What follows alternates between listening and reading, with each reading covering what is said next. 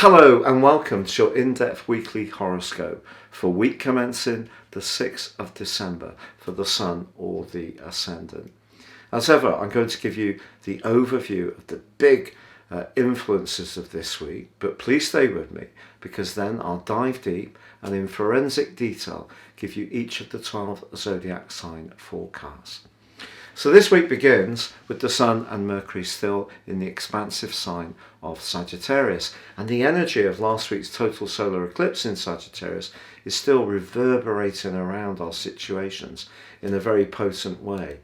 This gives us the desire to break out, be free, be independent, be a bit more physically active, or research things, download extra knowledge. Very exciting stuff.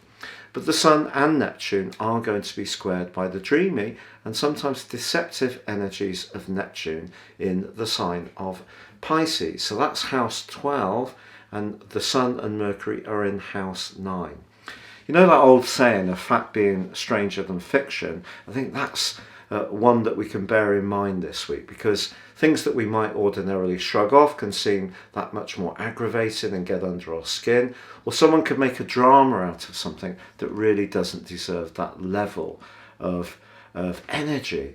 But there are some really super influences this week too, not least the fact that Mars is forging a stunning link with Venus and Pluto, and that's really going to come up to the boil on Saturday when Venus becomes exact in its conjunction with Pluto. It's going to be repeated on Christmas Day. The reason for that is that Venus goes into a retrograde on the 19th of December.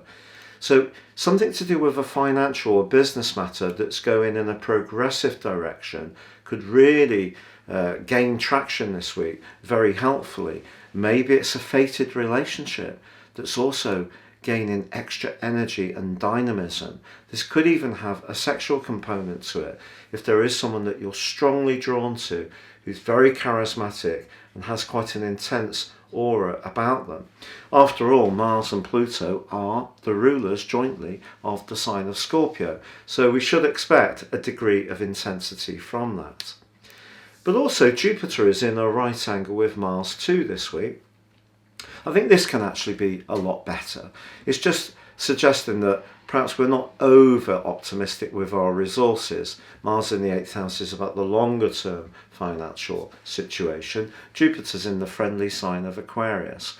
So we might decide to go out and have a jolly good time with a group of people, if it's allowed, wherever you are, and it could turn out to be fun, but also perhaps a little excessive on the enjoyment side of things.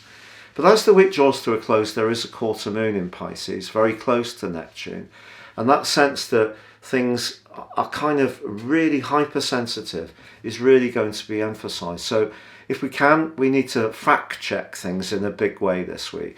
Even our own stories can start going off at tangents. We can feed them with our imaginations in quite a destructive way if we let them. But also this could be a great week for tuning into our dreams, our night dreams, and really gaining some solace from meditation or anything that's peaceful or to do with healing. And we could find ourselves becoming really wrapped by one strand of that. So an exciting week, a week when we still want to change things up, be a bit freer spirited, but we just need to be aware of the more subconscious or psychological influences of Neptune, which can distort our reality. Now, please stay with me for your in-depth forecast, but if you are new to my channel, I'd be honoured if you would subscribe. Please click or tap on the bell notification symbol. This means every time I launch a video, you'll get an alert. Also, if you'd like to get your free written daily horoscope fired to your device each morning, you can do by signing up on the subscription link beneath this video, totally free. And also with year 2022 literally just around the celestial corner, if you've yet to get your forecast for next year based on your time, date and place of birth, please see my special offer below. You can get the rest of this year free, what's left, and also you can get a character analysis and 30% off. And this is going to see you embrace more serious astrology, rise above your zodiac sign forecast, and give you real gripping insights into what the next year holds. Hello Pisces, and welcome to your in-depth forecast for week commencing the 6th of December for the Sun or the Ascendant. Your two ruling planets are Neptune and Jupiter, and they're going to be incredibly influential this week. Let's take Neptune to begin with. Neptune provides that sensitivity, that compassion.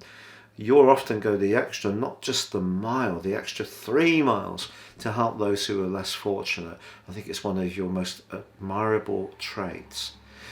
But because the Sun and Mercury are in the part of your horoscope to do with goals and ambitions, it's going to be really important that if you are aiming high, reaching for the stars, that the way you go about this is very formulaic. It's very practiced in a very step-by-step, thorough and precise manner.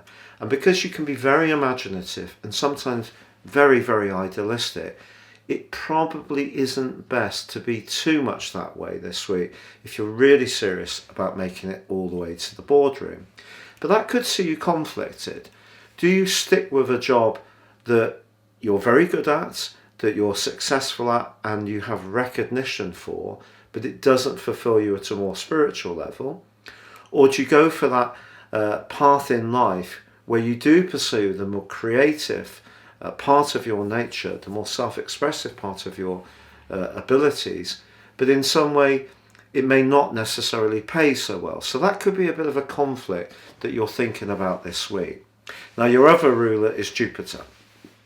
Jupiter's about expansion, it's about spirituality, it can be about sheer good luck, but it's in your 12th house, which is more mystical, more in keeping with the energies of your own sign.